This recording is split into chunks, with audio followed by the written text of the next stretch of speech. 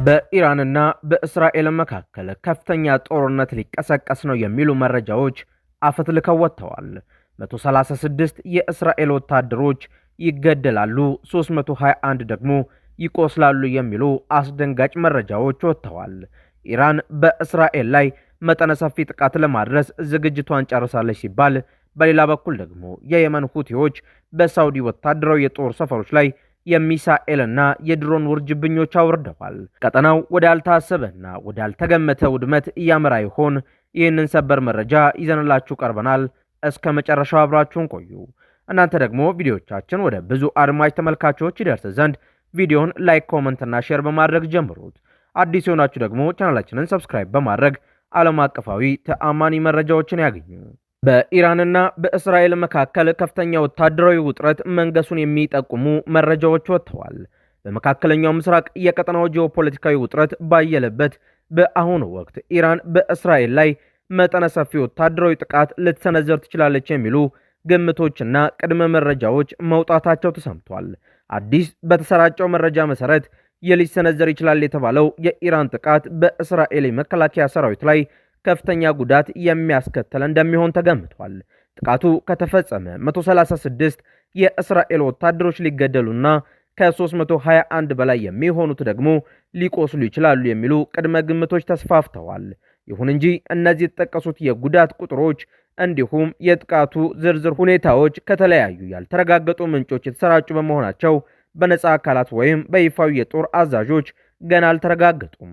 በኢራንና በእስራኤል መካከል ያለው ቀጥተኛ ያልሆነ ወታደራዊ ግጭት አዲስ ባይሆንም እንዲህ ያሉ ግዙፍ የጉዳት ቁጥሮች ቀድሞ መውጣታቸውና የጥቃት ስጋቱ አይሎ መታየቱ ከስነ ልቦና ጦርነትና ከወታደራዊ ስትራቴጂ አንጻር ብዙ እየተባለበት ይገኛል።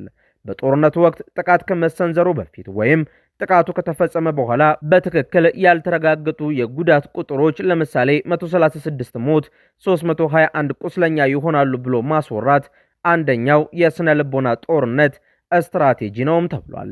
ይህ ስልት በተቃራኒው ወገን ህዝብና ወታደሮች ዘንድ ሽብርን ለመፍጠር የወታደራዊ አመራሩን ብቃት አጠራጣሪ ለማድረግና የውስጥ አለመረጋጋትን ለማስነሳት ይረዳል።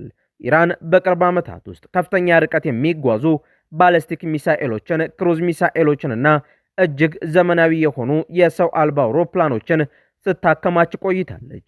ጥቃት በሚፈጸምበት ወቅት ኢራን በአንድ ጊዜ በርካታ ድሮኖችንና ሚሳኤሎችን በመተኮስ የእስራኤልን የአየር መከላከያ ስርዓት ለማሸነፍ ልትጠቀምበት ትችላለች። እስራኤል በዓለም ላይ ካሉ እጅግ ዘመናዊና አስተማማኝ የአየር መከላከያ ስርዓቶች አንዱ ቢኖሯትም ከመቶ በመቶ ስኬት ማረጋገጥ አይቻልም። በርካታ ሚሳኤሎች በአንድ ጊዜ ከተተኮሱ የተወሰኑት መከላከያውን አልፈው ወታደራዊ ጦር ሰፈሮችን ወይም የህዝብ መኖሪያዎች ላይ ሊያርፉ ይችላሉ ተብሎም ተገምቷል። በኢራንና በእስራኤል መካከል የሚደረግ ቀጥተኛና ከፍተኛ ውድመት የሚያስከትል ጥቃት ሁለቱን ሀገራት ብቻ ሳይሆን አጠቃላይ የመካከለኛው ምስራቅ ቀጠናን፣ ሊባኖስን፣ ሶሪያን፣ የመንንና ኢራቅን ጨምሮ ወደ ሰፊና ቁጥጥር ወደሌለው ጦርነት ሊከተው ይችላል። በተለይም በሆርሙዝ ሰርጥና በቀይ ባህር አካባቢ የሚደረጉ የባህር ላይና የአየር ላይ ጥቃቶች የዓለም አቀፍ የነዳጅ ዋጋ እንዲያሻቅብና የአቅርቦት ሰንሰለቱ እንዲስተጓጎል በማድረግ የዓለም ኢኮኖሚ ላይ ትልቅ ጫናን ይፈጥራሉ። በሁለቱም ሀገራት መካከል ያለው ውጥረት ከፍተኛ ደረጃ ላይ የደረሰ ቢሆንም የጉዳቱ መጠንና የጥቃቱ ዝርዝር ሁኔታ ግን የሚረጋገጠው ክስተቶቹ በመሬት ላይ ሲፈጸሙና በይፋ ሲገለጹ ብቻ ይሆናልም ተብሏል።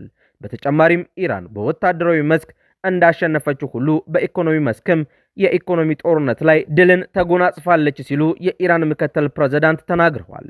የኢራን የመጀመሪያው ምክትል ፕሬዝዳንት ሞሐመድ ሬዛ አሪፍ እንደተናገሩት የኢራን ጠላቶች በወታደራዊ መስክ የገጠማቸውን ሽንፈት በኢኮኖሚ ጫና ለማካካስ እየሞከሩ ነው ሲሉ ከሰዋል።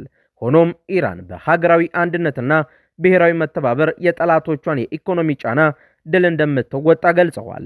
እንደ ምክትል ፕሬዝዳንቱ ገለጻ ከሆነ ኢራን በሁለቱ ያለፉት የተጫኑባት ወታደራዊ ግጭቶች ላይ በብሔራዊ ጽናትና አንድነት ድል መጎናጸፏን አውስተው አሁንም በኢኮኖሚ መስክ የሚሰነዘርባትን ጫና በተመሳሳይ መንገድ እንደምትመክተው ተናግረዋል። አክለውም ምንም እንኳን ተቃዋሚዎቻቸው በኢኮኖሚው ዘርፍ ከፍተኛ ሀብትና አቅም ቢኖራቸውም የኢራን ሕዝብ አንድነት ለውጤቱ መወሰን ቁልፍ ሚና እንደሚጫወት አስረድተዋል።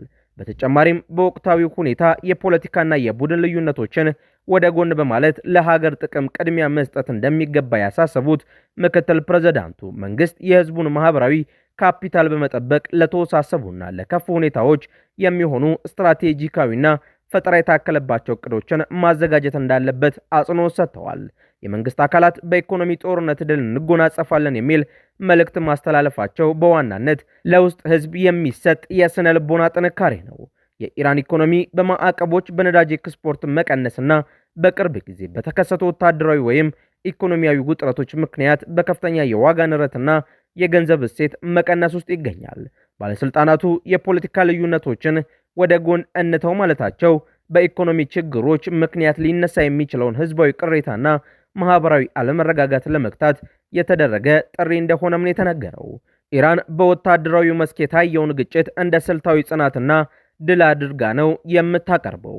አሁን ደግሞ የኢኮኖሚ ማዕቀቦቹንና የውጭ ጫናዎቹን የቀጥታ ወታደራዊ ግጭት ቀጣይ አካል የኢኮኖሚ ጦርነት አድርጋ በመሳል ህዝቡ በወታደራዊ ጦርነት ወቅት እንደሚያደርገው ሁሉ በኢኮኖሚው መስክ መስዋዕትነት እንዲከፍልና እንዲጸና የማድረግ ስትራቴጂ ነው።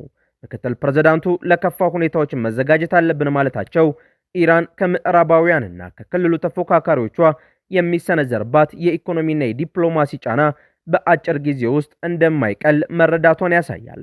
ይህም መንግስት የሀገር ውስጥ ምርትን ለማሳደግ አማራጭ የንግድ መስመሮችን ለመፈለግ ከቻይና ከሩሲያና ከጎረቤት ሀገራት ጋር ያለውን የንግድ ግንኙነት በማጠናከርና የኮንትሮባንድ ወይም መደበኛ ያልሆኑ የንግድ ስርዓቶችን በመጠቀም ማዕቀብን የመከላከል ስልት እንዲከተል ያስገድደዋል። በኢኮኖሚ መስክ የሚደረገው ፍልሚያ ከዓለም አቀፍ የነዳጅ ገበያና የባህር ላይ ንግድ መስመሮች በተለይም ከሆርሙዝ ሰርጥ ጋር የተያያዘ ነው። ኢራን በኢኮኖሚው ከተገፋች በክልሉ የሚገኙ የንግድ መስመሮችንና የነዳጅ ፍሰትን የማስተጓጎል ወይም የመቆጣጠር ካርዶችን ልትጠቀም እንደምትችል ስልታዊ ፍንጮችን በመስጠት በዓለም አቀፍ ደረጃ የነዳጅ ዋጋ እንዲያሻቅብና በጠላቶቿ ላይ የኢኮኖሚ ጫና እንዲያድር የማድረግ አቅም እንዳላት እያሳሰበች ትገኛለች። የምክትል ፕሬዝዳንት ሞሐመድ ሬዛ አሬፍ ንግግር ኢራን በውጭ ጫናዎች ምክንያት ለተደቀነባት ከፍተኛ የኢኮኖሚ ቀውስ የምትሰጠውን ፖለቲካዊና ስትራቴጂካዊ ምላሽ ያንጸባርቃል። ንግግሩ የውስጥ አንድነትን በመጠበቅ ህዝባዊ ተቃውሞዎችን በማስቀረትና ለረጅም ጊዜ የኢኮኖሚ ፍልሚያ በመዘጋጀት ሀገሪቱ ያለችበትን የውጥረት ወቅት ለማለፍ የታለመ የፖሊሲና የስነ ልቦና ዘመቻ አካል ነውም እየተባለ ይገኛል። ወደ ሌላው ሰበር መረጃችን ስናልፍ የየመን የታጠቁ ኃይሎች በሳውዲ ጥበቃ ስር ባሉ የማሪብና የሞካ ይዞታዎች ላይ ጥቃታቸውን አጠናክረው መቀጠላቸው ተገልጿል። የየመን ሁቲ አማጽያን በሳውዲ አረቢያ የሚደገፈው የየመን መንግስት በሚቆጣጠራቸው የማሪብ ግዛትና በቀይ ባህር ዳርቻ በሚገኘው የሞካ ወደብ ከተማ ላይ የተቀናጀ ባሊስቲክ ሚሳኤልና የድሮን ጥቃት ፈጽመዋል ተብሏል። የሁቲ ወታደራዊ ቃል አቀባይ ያህያ ሳሪ እንደገለጹት የተፈጸሙት የረጅም ርቀት ሚሳኤልና የድሮን ማጥቃቶች የሳውዲ ጥበቃና ድጋፍ የሚያገኙ የመንግስት ኃይሎች ማከማቻዎችን፣ የጦር ሰፈሮችንና ወታደራዊ ካምፖችንና ቦታዎችን ኢላማ ያደረጉ ናቸው። በጥቃቱ በርካታ ወታደራዊ ይዞታዎች መውደማቸውንና በወታደሮች ላይ ጉዳት መድረሱን የቡድኑ መገናኛ ብዙሃኖች ዘግበዋል። በሌላ በኩል የየመን ህጋዊ መንግስት ወታደራዊ ምንጮች እንዳረጋገጡት የሁቲ ጥቃቶች አየር መከላከያዎችን ሰብረው በመግባት በሞካ የወደብ መሰረተ ልማቶችና በማሪብ በሚገኙ የመኖሪያ ሰፈሮች ላይ ጉዳት አድርሰዋል። በሞካ ከተማ በተፈጸመው ጥቃት ቢያንስ 7 ሰዎች ሲገደሉ ከ40 በላይ ሰዎች ደግሞ መቁሰላቸው ተገልጿል።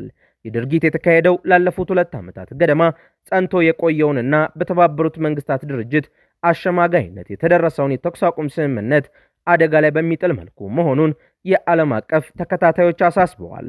የየመን ታጣቂ ኃይሎች ወይም ሁቲዎች በማሪብና በሞካ ከተሞች ላይ ጥቃታቸውን ማበራከታቸው በየመንና በአካባቢው የጂኦፖለቲካዊ ምህዳር ላይ ከፍተኛ ለውጥ እንደመጣ ያመላክታል። ማሪብ የየመን የነዳጅና የተፈጥሮ ጋዝ ማዕከል ከመሆኗን በላይ የህጋዊ መንግስትና የሳውዲ አረቢያ ጥብቅ መሸሸጊያ ምሽግ ናት። ሁቲዎች ማሪብን ከተቆጣጠሩ የየመን ዋና የኢኮኖሚ ምንጭ ሙሉ በሙሉ በቁጥጥራቸው ስር ያደርጋሉ። ይህም የመንግስትን ህልውና አደጋ ላይ ይጥለዋል።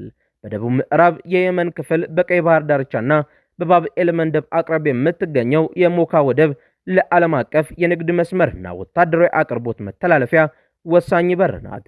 እዚህ አካባቢ ጥቃት መሰንዘር የሳውዲና የተባበሩት አረብ ኤሚሬትስ የሚደግፏቸውን ኃይሎች አየርና የባህር መንገድ መዝጋት ያስችላል።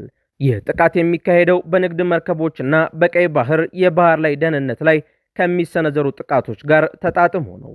ሁቲዎች ከኢራን የሚያገኙትን የቴክኖሎጂና የወታደራዊ ድጋፍ በመጠቀም የረጅም ርቀት ሚሳኤሎችንና ሰው አልባ አውሮፕላኖችን ጥራት በማሳደግ የጠላት ይዞታዎችን በከፍተኛ ሁኔታ የመምታት አቅማቸውን እያሳዩ ይገኛሉ።